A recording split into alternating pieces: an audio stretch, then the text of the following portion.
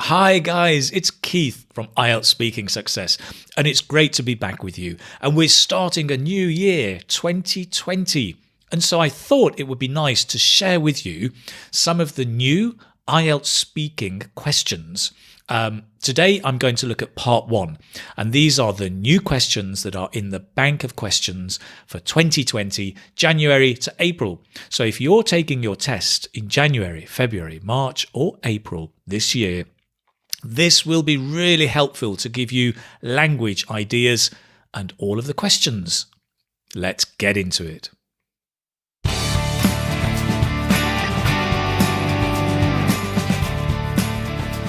So, IELTS Speaking Part 1. These are the new questions that we've got for 2020, at least for the first 4 months. My name is Keith, and if you don't know me, I run the website IELTS Speaking Success, and on there I offer a variety of resources. I also do one-to-one teaching, group classes, and there are online courses there you can get as well. So check it out, www.ieltsspeakingsuccess.com. There's lots of stuff for you there, videos, model answers, everything your heart could desire, or almost. So, IELTS Part 1 in the speaking is important, right? It's your first impression, and it's where you really lay the groundwork to help the examiner decide what kind of a level you are. So it's really important that you're prepared well and give short but developed answers. Now, with the new questions that have come out, I'd like to share with you, these are the questions that candidates have reported and so that are being used in this new bank of questions. So let's kick off straight away with the first lot, and I'll share ideas, some language, and things, what this may mean to you, because some questions are not as clear as others. Number one is pens and pencils.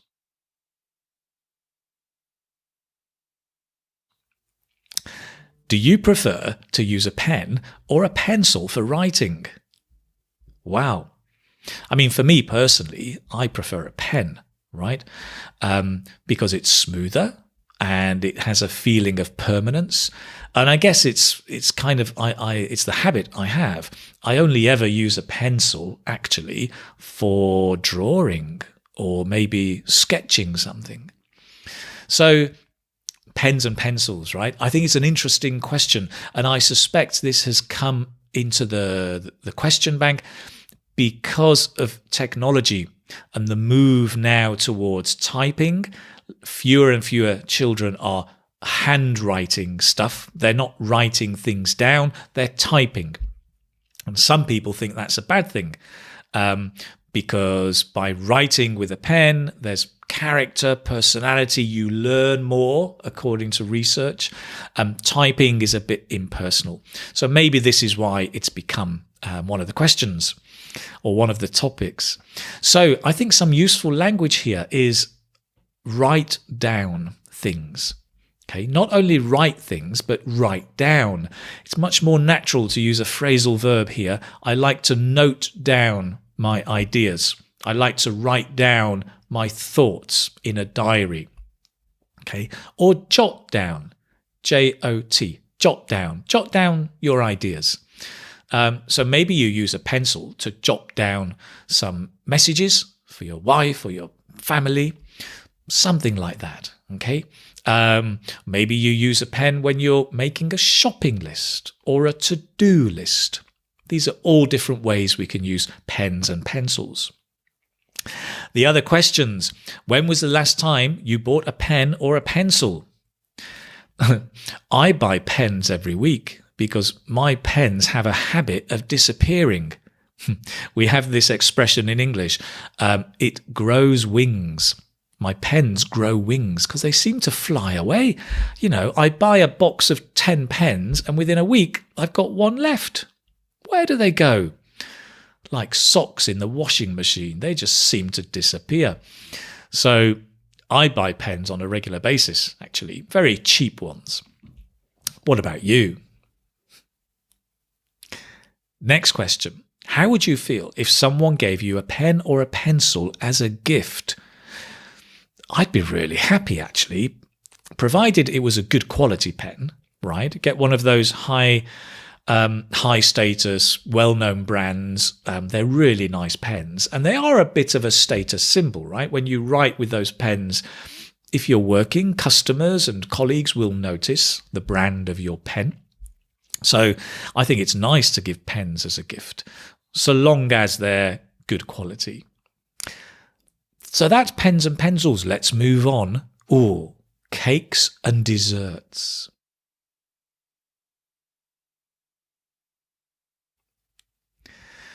Do you like eating cakes? Have you ever made a cake? Okay, cakes and desserts. Do you like having desserts? So, and the last question, what desserts are popular in your country? So the first thing to mention, I think, is the difference between cakes and desserts. So cakes are things like chocolate cakes, muffins, maybe pastries. All of those can be cakes that you buy in the baker's. Dessert is a part of a meal. You have your starter, your main course, and your dessert. In some parts of England, we call it the pudding. You know, pudding can be typically an ice cream or a cake or a tart or a crumble or a pie, apple pie, grandma's apple pie. My grandma's no longer here, but her apple pie still is. So dessert is part of a meal, whereas cake is a specific thing, right? So they're slightly different. So do you like eating cakes? Well, you'll probably talk about sponge cakes, chocolate cakes, pastries, maybe the sweetness. Maybe you have a sweet tooth if you really like sweet things, or you like the texture of cakes. They're kind of soft and spongy. Of course, they're not very good for you. Well, they're good for your mood and your happiness. They give you a rush of a certain hormone that I'm going to check because I've forgotten what the hormone is. Let me check. Endorphin or something. So chocolate's good, yes, because actually it releases endorphins. It's a hormone that it releases to your brain, and these endorphins make you a bit happy. So it's good in that sense. But of course, they have so much sugar that they're really bad for you and can lead to being overweight or obesity, potentially. So there are things there you can talk about. Have you ever made a cake? You'll probably want to say bake a cake, made a cake, as opposed to cooking. Have you ever made a cake? I have made lots of cakes. I'm a big fan of baking. You know, I love to spend like a Saturday afternoon getting my hands dirty, putting on my apron and baking cakes, whether it's chocolate or sponge cakes. I usually follow a recipe because I'm an amateur. I'm not that experienced. I'm not a seasoned cook. And so I have to follow the recipe. And I love just presenting the cake. I love the smell, the aroma of a freshly baked cake. And then when you tuck into it, oh, it's delicious with a nice cup of coffee, complemented by coffee. That is my idea of a good Saturday afternoon. So, baking cakes, lots of things you can talk about. Do you like having desserts, right? Is probably more about in your meals, maybe at lunchtime or dinner.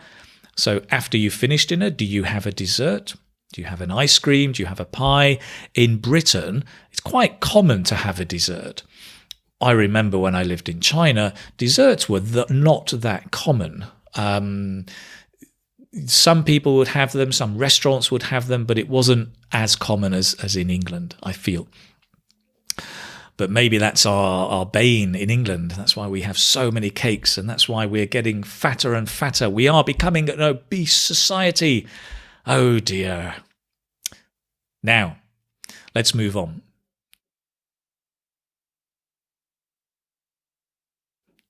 History. Now, this is an interesting topic. Now, here are the questions, right? Do you like history? Did you enjoy learning history when you were a child? So here, it's similar to the question about maths, right? It's talking about a subject at school and a subject that you like or study or read about. Another question: when was the last time you read about history? Do you think history is important? So all of these questions are similar to maths in that you're talking about a subject. So when we look at the language here, you may want to talk about ancient history, like the Egyptians, the Greeks, the Romans, the Aztecs, or whichever group of people you want to focus on. And you can talk about that period in time. You may want to talk about recent history or modern history, which is more the last 100 or 200 years. Our recent history has been plagued with war and conflict, right? We have a saying in English that history always repeats itself. So I think it's interesting that when we say, oh, it's good to learn from history, we can look back at World War I and World War II, and we can learn from history, and then history repeats itself. We start another war. It's crazy, right? But don't worry too much about that. Let's think about the language. So we can talk about history, how maybe we can learn from history, but I think history shapes our present. Makes a shape. So not a circle or a square, but it just defines our present. It shapes our present, and history shapes our future. So certainly, I think history is important. Do you think history is important? I think history is important because although history tends to repeat itself, it certainly shapes our present society. It defines a lot of the culture, the behavior, and the attitudes that we have. And when we look at geography and national boundaries and relationships between countries, it's essential that we understand the history behind those relationships so that we can become closer and learn from other cultures and countries. So there's lots to say about history and lots of things. I personally think history is connected with geography. So here's the thing, right? With the question about did you enjoy learning history when you were a child? I didn't. I found history boring and I didn't really understand it because it was an isolated subject. It was only when I started traveling the world, going to other countries and understanding the geography and the connection between the history, the geography, the culture, the language, that it all made sense. And it became really interesting for me. When I travel to a new city, I love to learn the history behind it, the buildings, the architecture, even the history of the food or the language, because I'm really into languages. So I have found now that I really enjoy history because I think it is connected to everything. It's also connected to literature, right? When you go back and you read Dostoevsky or Chekhov or Shakespeare or Voltaire, all of that, every book from history is actually a historical novel. It reveals something about the time and it shows us something about the culture. So, history, a great subject to talk about. Science. Now, this is another subject, right, at school, and similar questions. I think the subject of science has appeared because of something called STEM, which is hugely popular now in many education circles and across the world. STEM is science, technology, engineering, and mathematics. And STEM is being promoted because there is going to be a need for more scientists in the future, especially computer scientists, people who can code, robotics, automation, all of that is growing in our society. So the need for governments to promote science as a subject. What's more, I have noticed they are promoting women in science and encouraging girls to study science. Something that was traditionally seen as a man's job and a man's subject, right? Isaac Newton, Einstein, all of these guys are guys. Where are the women? Well, there are, definitely, but fewer. in number. And so the promotion of science to more and more girls, I think is great. And maybe that's why it's come into Ielts, right? So the questions here are you interested in science? Well, that sounds difficult, but you could look at this from many angles, right? So maybe you don't read science books or the Science Journal. There's a famous magazine called The Scientist, which is actually really good, but it does touch on some quite difficult topics around astronomy, astrology, the earth, geography, chemistry, lots of difficult things. But you can look at this from many, many angles, right? Are you interested in science? Well, science surrounds us. There is science in cooking. Yes, believe it or not, right?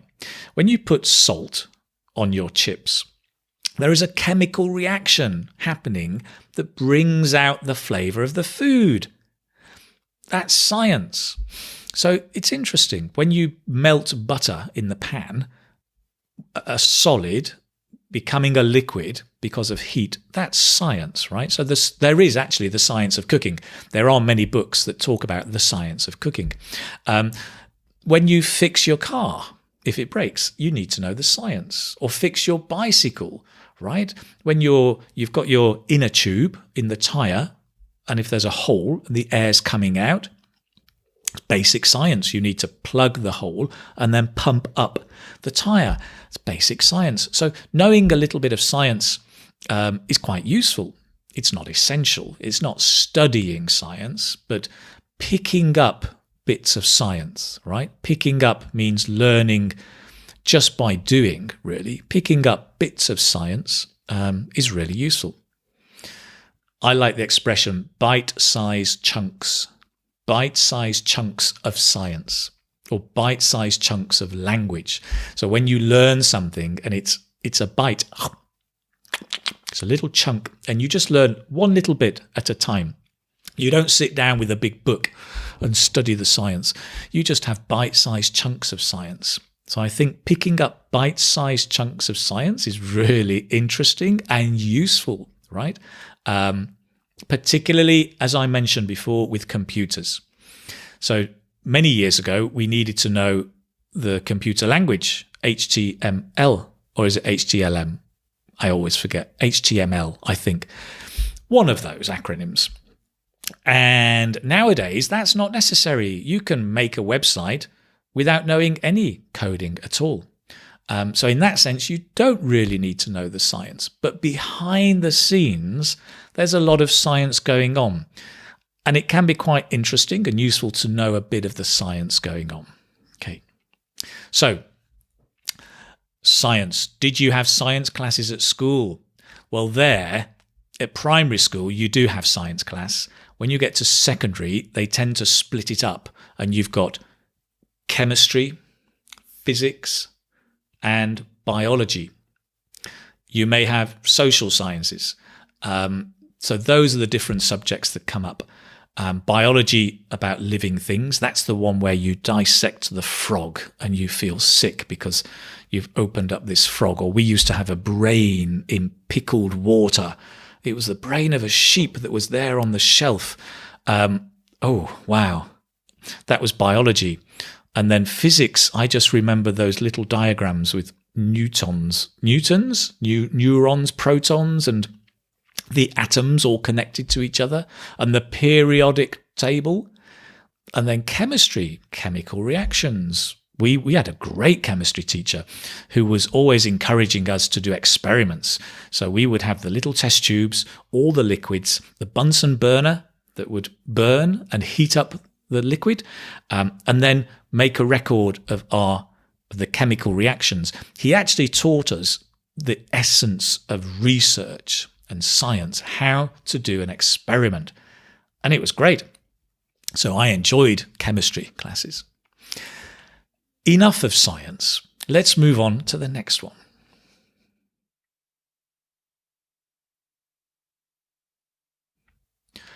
Art. Now, art. The questions here, for example, do you like going to museums? Well, there are many kinds of museums, right? There are art museums, there are history museums, science museums, art galleries. You can talk about any of those. Have you ever been to an art gallery?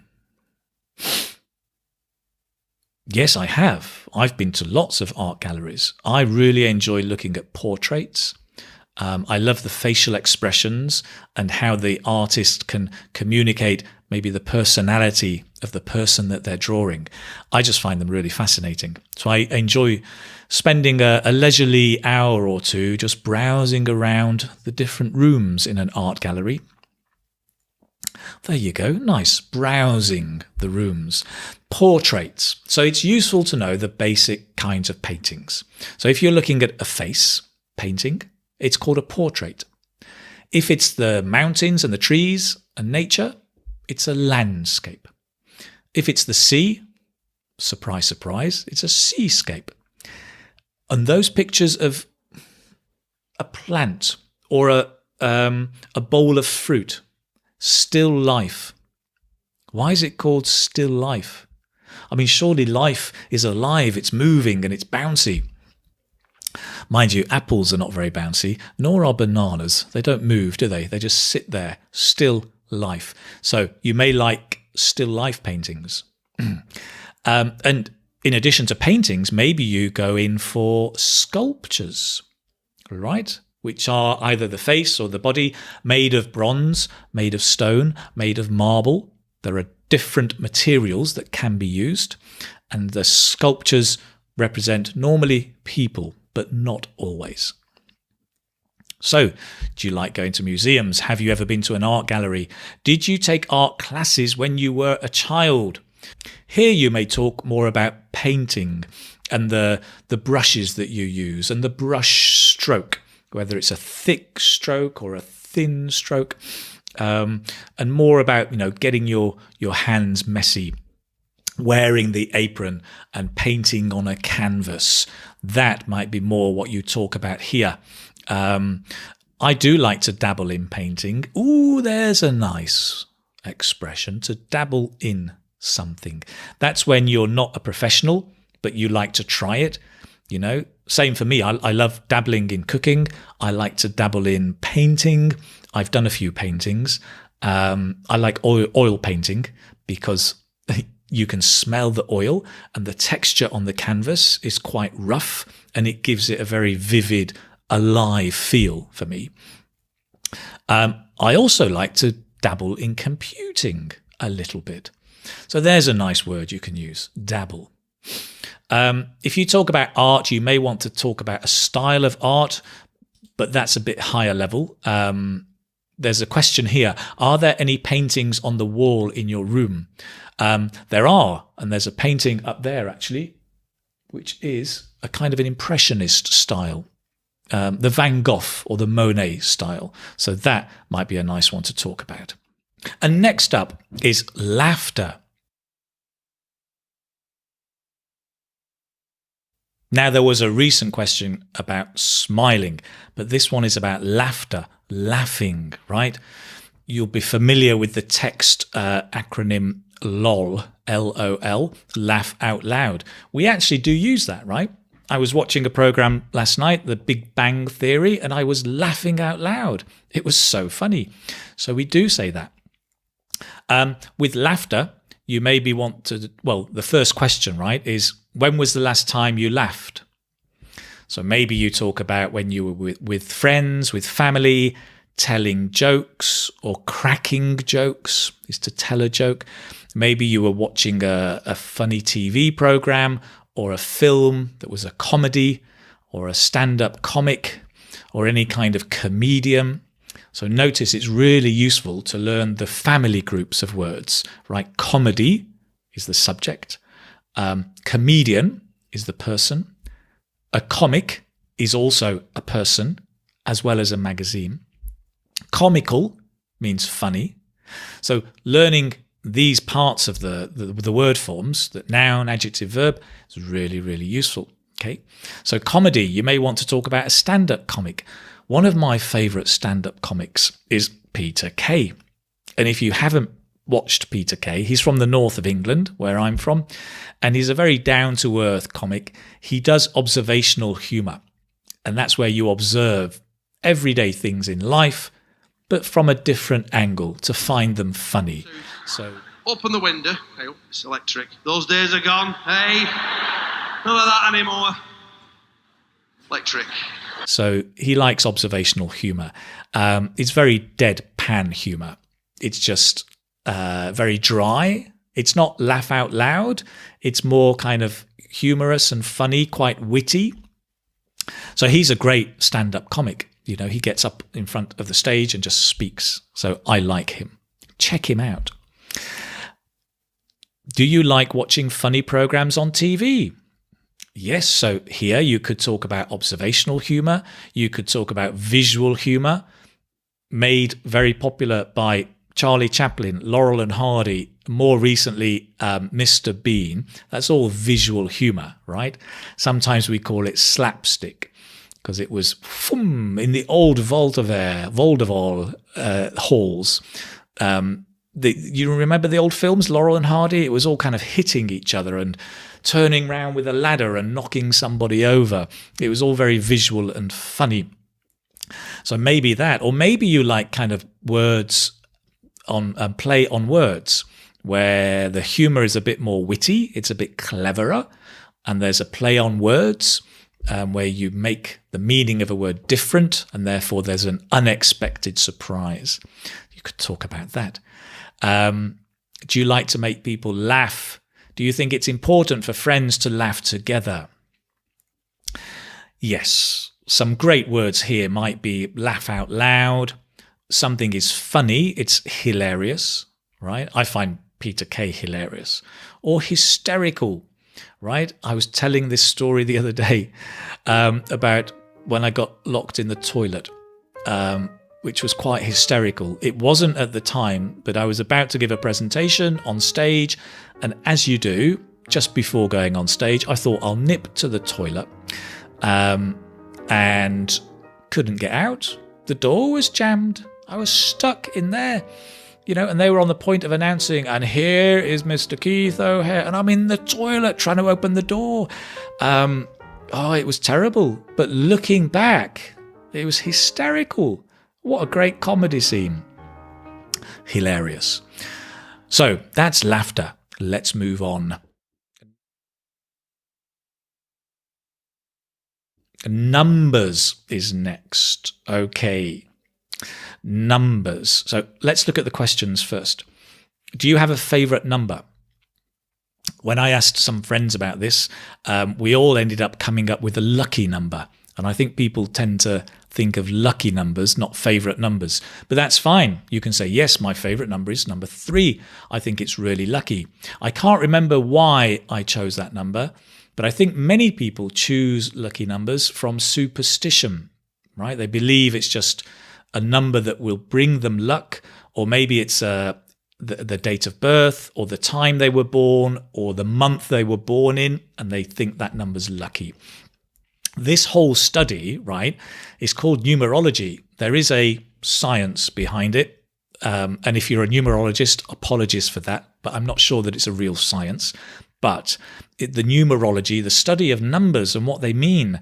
So you can visit a numerologist, and depending on the time you were born, the day, the date, and the year, they can do something a bit mystic with the numbers and tell you something magical, like what colour socks you're going to wear next week.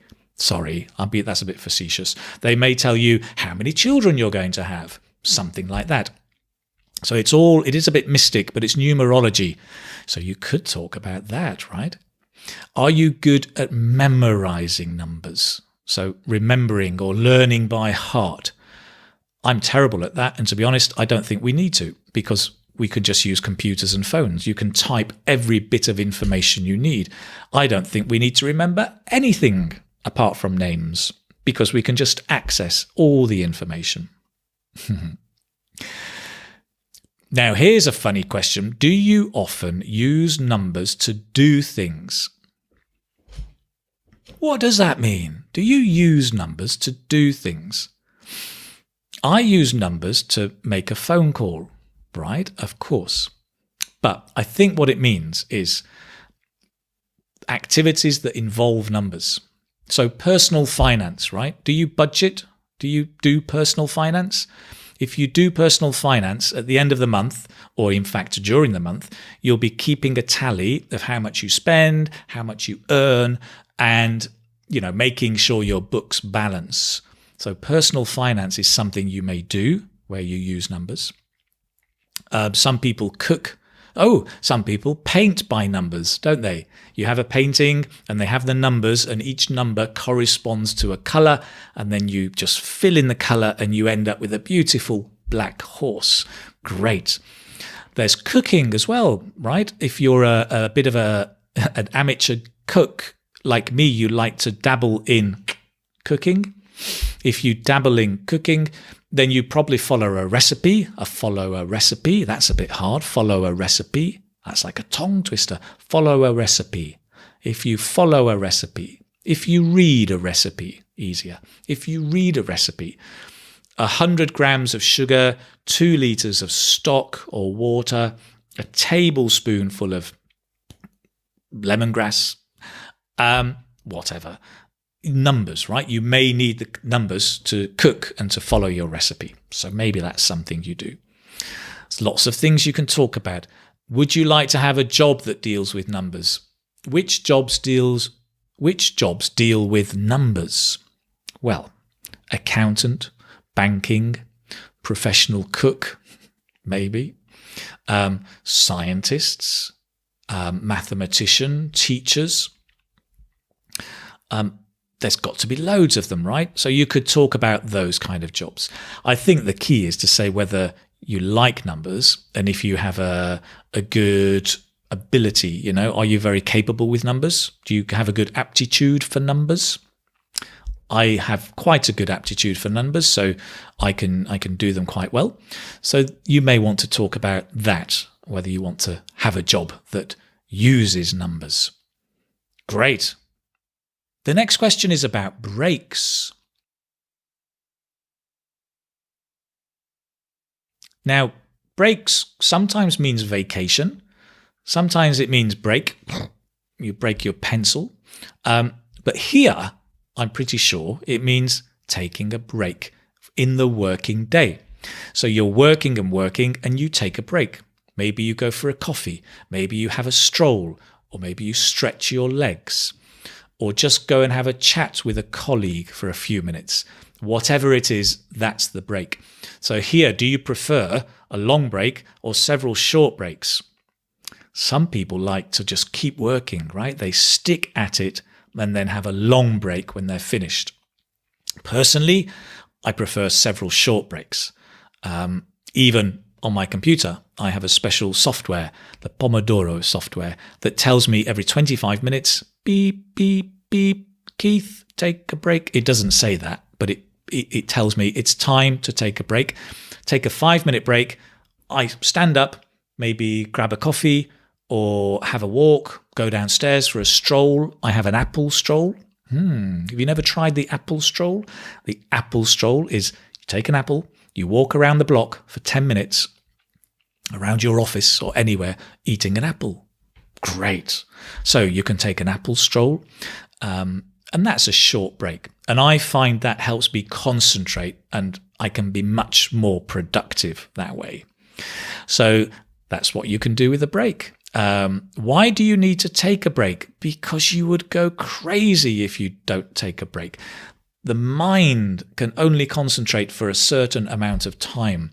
There's the Pareto principle, right? The 80-20, which means that basically 80% of your productivity comes from 20% of the time. That means 80% of your time you're basically wasting because you're not productive, because you're not concentrating or focused. Mind-blowing. Go and check it out, the Pareto principle. It'll change the way you work. And if you use that in your Ielts test, it'll change your score for the better. Okay, breaks. Let's move on. Running.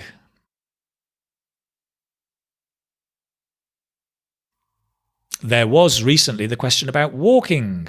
Now it's about running. And I wonder if this is because the whole issue of our sedentary lifestyle, obesity, people not moving enough is becoming an issue.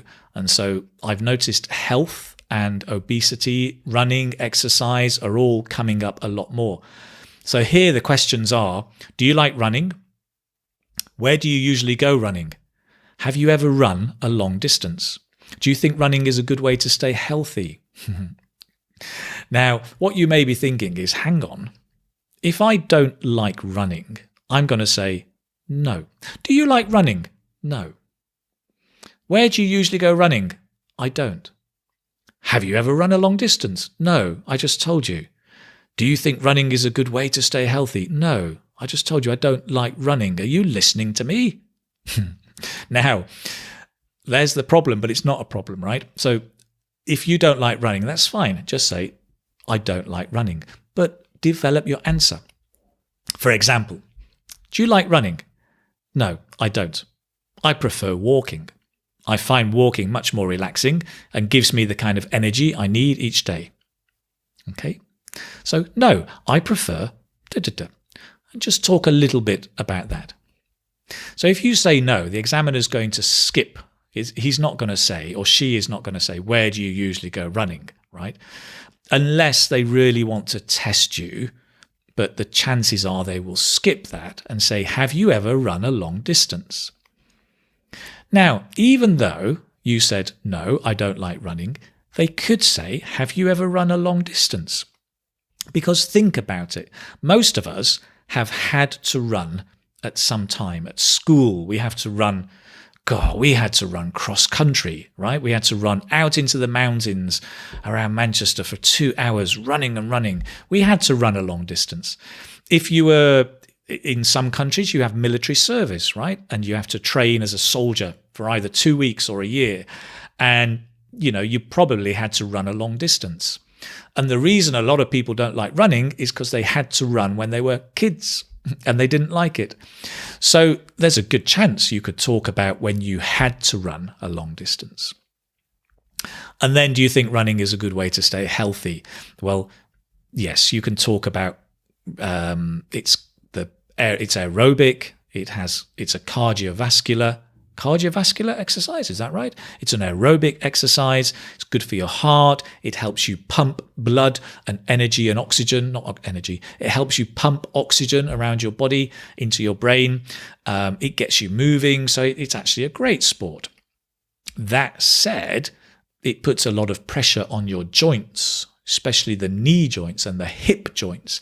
And some people end up having operations if they've spent their whole life running on their knees or their hips. So it's good and bad. That's it. That's running. Let's move on. There's a question about wild animals.